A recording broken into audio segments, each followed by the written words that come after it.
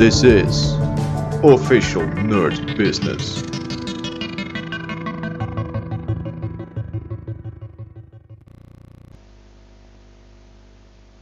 Hello nerd boys and girls, welcome to Official Nerd Business. Today I want to talk about programming. That is, in my opinion, particularly nerdy. It's a case of applied nerdism. I myself, I'm a bit of a programmer, and whenever I'm faced with a programming challenge, I usually solve it by doing things. So I'm not a very good learner when it comes to books or video tutorials or any such. I like to do things. So when I decided to learn Python, I downloaded and installed Python version 3.6, and I downloaded the Jetbrains PyCharm IDE with it. And I decided not to follow tutorials or a book or any such thing. I decided to dive right into it and look up whatever I needed to progress. And I chose a project to give me assignments to work on with Python, to learn Python, and I chose for the Project Euler. This is a collection of math problems which are written in such a way that they can easily be solved by using a computer. So in solving problems at Project Euler, you train yourself in both programming and math. You learn how to combine the two and to broaden your skills in both programming and in mathematics. So to get a feel for how the problems at Project Euler work, let's start off with the very first one. As you can see, I've already answered this, so that's a bit of a spoiler, I guess. But let's look at the problem. Multiples of 3 and 5. Problem 1. If we list all the natural numbers below 10 that are multiples of 3 or 5, we get 3, 5, 6 and 9. The sum of these multiples is 23. Find the sum of all the multiples of 3 or 5 below 1000. Let's boot up PyCharm. I've already created a project called Official Nerd Business Mathematics, and let's create a new file. This is Euler 1.py. So to write Python code, we can write functions, we can write classes, or we can just start writing a script, and when we ask it to execute the script, it executes the statements listed here. So if, for instance, we wanted to start on a classical node, this will execute just fine. If we ask PyCharm to run this, we will see our output window here, and it prints hello world just as we asked. Very well. Let's look at the problem statement. It's list all the multiples. This is a comment. Not list, sum all the multiples of 3 and 5 below 1000. Now, good way to solve the Euler problems. Usually they are written in such a way that there's always test case listed. So it's best to reconstruct the test case and then substitute the boundary they give, or the number defining the test case, by the number of the challenge they want you to solve. So let's start with the smaller problem, with the example problem. Let's define a variable called n and make it 10. 10 was the limit they gave us for our test case. Then let's set up a loop.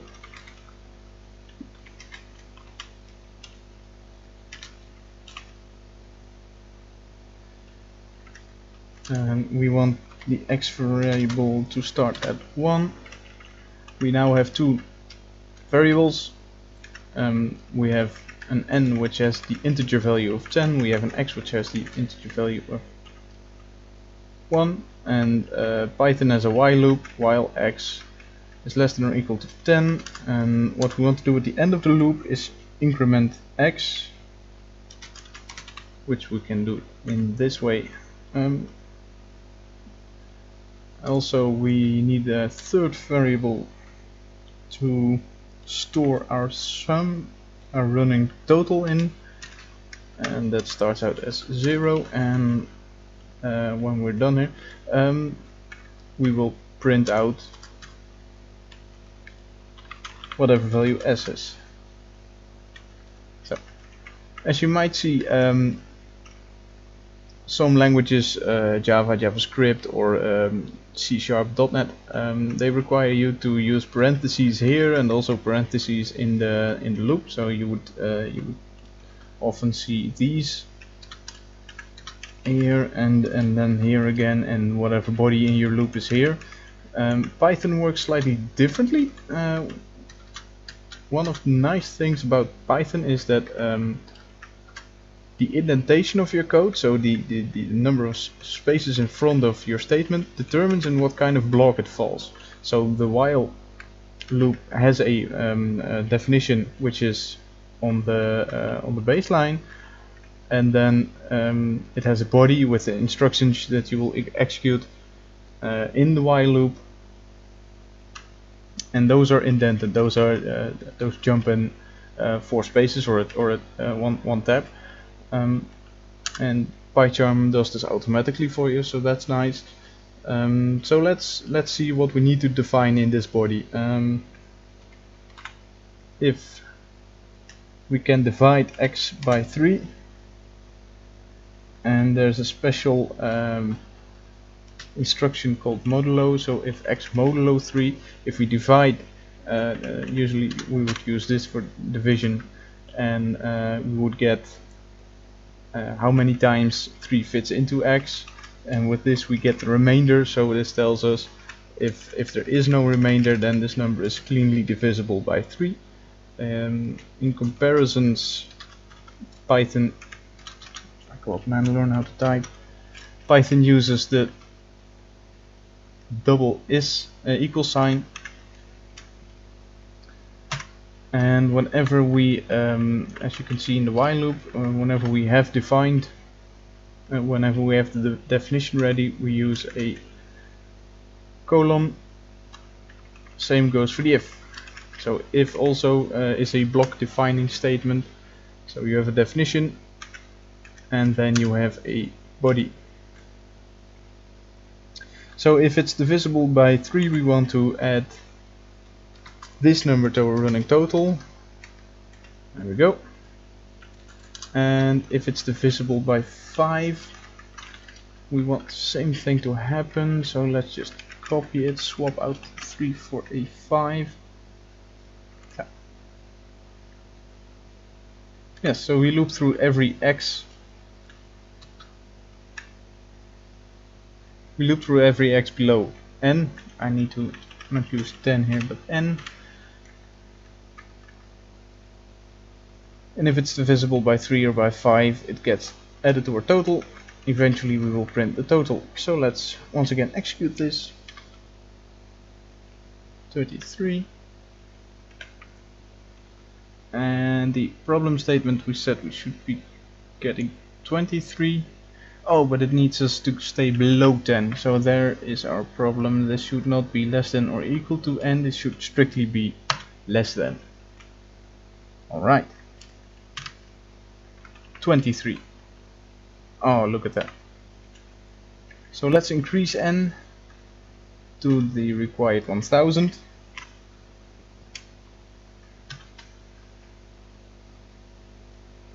$266,333. 233. Wait. Hang on. We should be getting this because that's the answer I gave and it solved it, and we now have this. What's going on here? We have overshot by quite a bit, and this is a bit of a pitfall in the first assignment.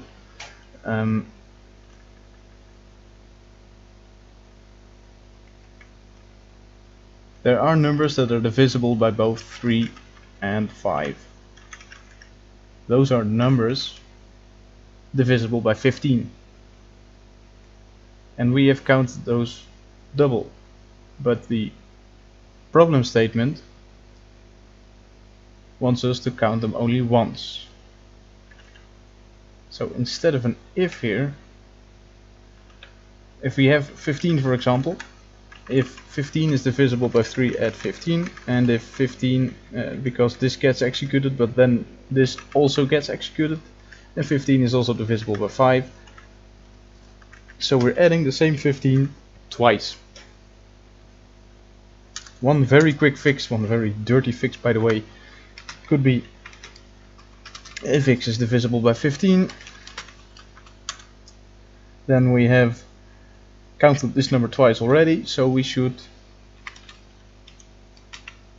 subtract one of those instances, and I think this gives the correct answer, but this is not the way we want to solve this. So this works. Let's show another piece of Python, and that's defining a function. You use def to define a function.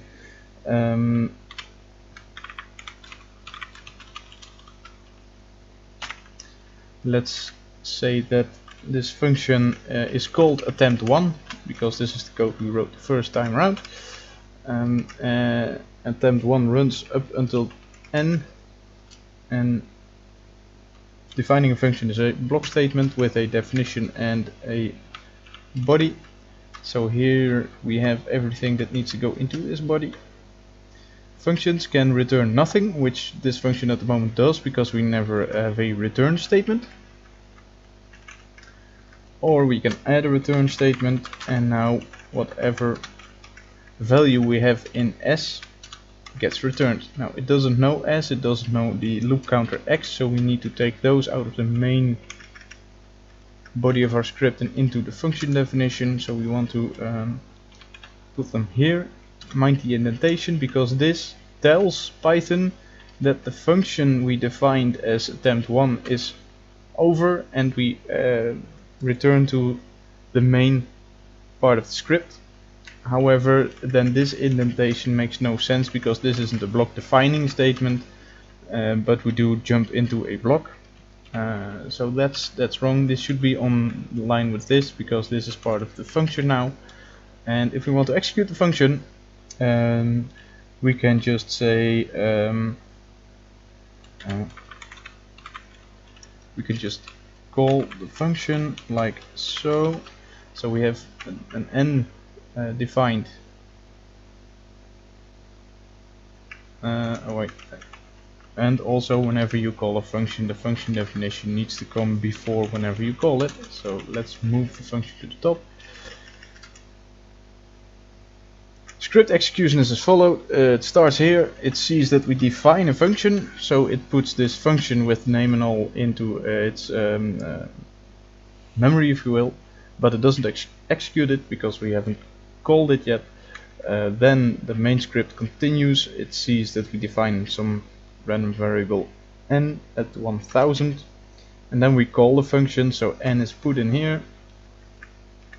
This n refers to the n in its argument list. Whatever parameters we want to give to the function go here, and finally it works on it and returns this. So if we run this now, we no longer get output, and that's because this function gives output, but we don't tell it what to do with this output. So let's say that whatever value comes back at us, we want to write it onto the screen. Usually you'd store it in a new variable and or work with it further or put it into another function call or whatever. This time we just want to see what it returns and write it to the screen. So there we have our correct answer, but the way we get it is absolutely wrong. So let's see what we can do to optimize this function. Let's just plainly copy it, rename it to attempt2, and basically what this function, what this exercise teaches us is to use if and else. So if this number is divisible by 3, add it to our total. If it is not divisible by 3, it might still be divisible by 5. And that's where we use else if, and in Python it's not called else if, but you just get this elif statement. So if it's divisible by 3, add it. If it's not divisible by 3, but it turns out to be divisible by 5, add it as well. We don't need this error correction anymore.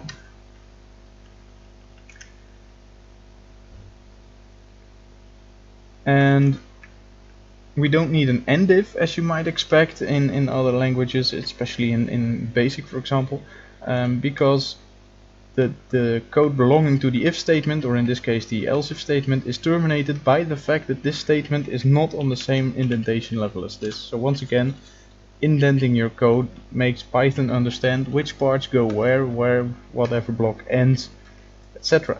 So now we have this. Let's see, number 1 worked just fine. Let's see what number 2 does. So the first number that's printed out belongs to our first function. The second number is the same, so this works a little bit better. I just want to show you something to make this more Pythonic, as we call it, and that's attempt number 3. Python, the loop I now use is not very Pythonic, so what I want to do is show you the range object. Python has for loops, and where usually you would, in JavaScript for example, you would use this. You would say I'm going to look at variable x, it starts out at 1. Then I say while x is smaller than my n, I want to increment x. This is how JavaScript would define it. Python does it slightly differently. Because I now define x as part of my for loop, I no longer need it here. I didn't define it in my while loop, I was checking it in my while loop, but for can define it. So for x in range, and range is a very cool function which simply lists out all the numbers you give it. It unfortunately it's something you learn to work with. It takes 3 arguments, whatever number you want to start at, 1 in our case, whatever number you want to run to. But keep in mind that it is not included in the range. So in this case that works out very well because we want everything below 1000, and this range object will give everything up and including 999 with n at 1000, but not 1000 itself. And then an optional parameter for how many steps you want to take every time. So if we put in 2 here, it would use 1, then 3, then 5, then 7, and that might in fact not be a bad idea in this particular case, but let's not get too fancy. Once again, colon, to tell that we finished defining it, and then the same, not this piece of code, because now it gets incremented, or technically not incremented. The next number in the range is used for x every time we run through the for loop.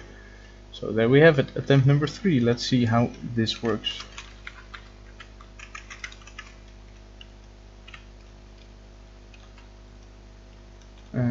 Let's see. And here. So now that we have our answer, we can go to projecteuler.net, and there would be a box here asking for the answer. Now I've already given it previously, and then you get either a green check or a red cross. There are no hints about where you're off. So if you don't get the correct answer, you really need to find out on your own what's going on and why it's wrong, and that can be a bit stressful at times. It can also be a lot of fun just to figure out how to do things. Whenever you finish the problem, you can go to the thread for problem 1 in the forum. Here are some discussions about how other people solved it, and sometimes there is an overview for problems. and these give you a lot of background on the math involved and on how to use computers for it and on new ideas. So I highly encourage you to read these and then to try out some of the suggestions that are given here. So that's a basic description of both Python and Project Euler. We will continue this series looking at problem number 2, and we will explain some additional features of Python. I will put some links in the description for downloading Python, for a tutorial on how to install Python and PyCharm, and for the range object. I think that deserves its own special little link, so I'll put those up in the description. Thanks for watching this video on Official Nerd Business. Don't forget to like and subscribe and click the bell icon. Did we discuss everything you wanted to hear, or did we miss anything? Any topics you want to hear in ONB? Leave your thoughts in the comments. See you next time.